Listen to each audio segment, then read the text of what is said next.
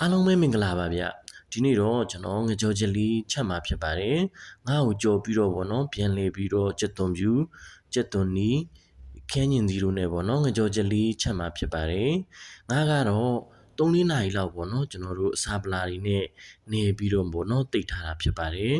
3-4နာရီလောက်တိတ်ပြီးတော့ဗောနော်ငါ့ကိုကြော်တာဖြစ်ပါတယ်အဲ့ဒါမှအစာပလာလေးတွေဝင်ပါပါ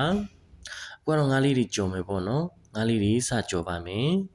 ကြော်လူပြီးရင်တော့ကျွန်တော်တို့ချက်မယ်ပြန်ချက်မယ်ပေါ့နော်ဒါလေးကတော့ငကျင်းပေါ့နော်ကျွန်တော်ငကျင်းကိုကြော်တာဖြစ်ပါတယ်ငကျင်းကတော့ကြော်မှပဲစလို့ကောင်းတာပါ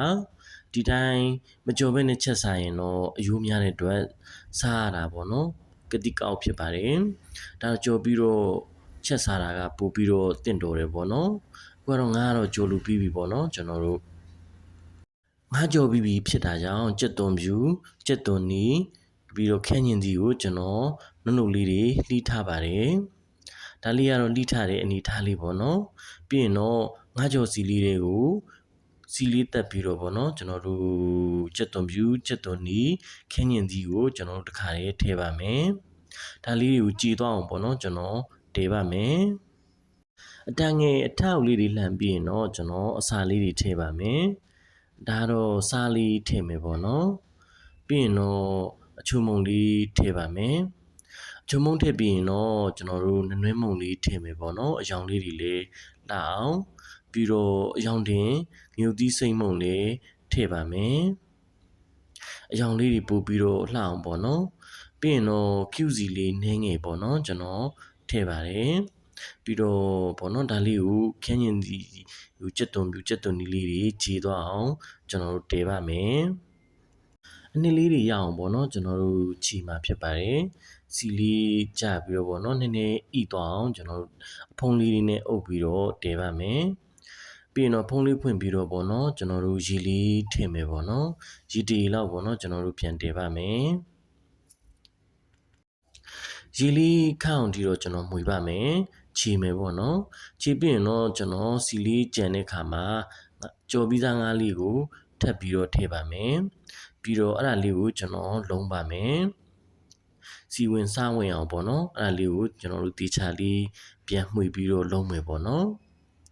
ရန်ကိုစားကောင်းပါတယ်ငကြောချက်လေးဆိုတော့လေမြင်နေရရင်လည်းစားကျင်စရာလေးပါအနည်းငယ်လုံးပြီးတဲ့အခါမှာတော့ကျွန်တော်တို့ရေလေးစွတ်မယ်ပေါ့နော်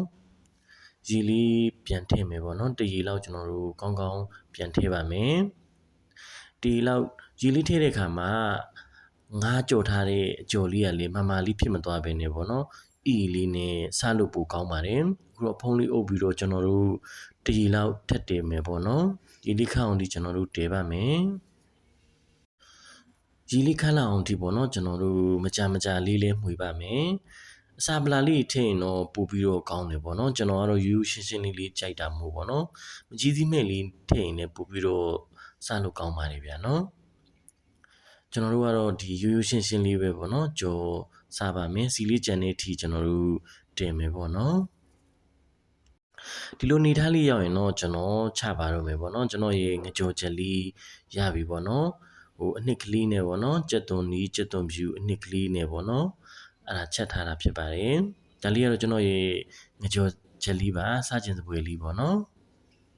အားလုံးကိုကျေးဇူးတင်ပါတယ်ဗီဒီယိုလေးကိုအဆုံးထိကြည့်ပေးတဲ့အတွက်လည်းကျေးဇူးအများကြီးတင်ပါတယ်ဗျာနော်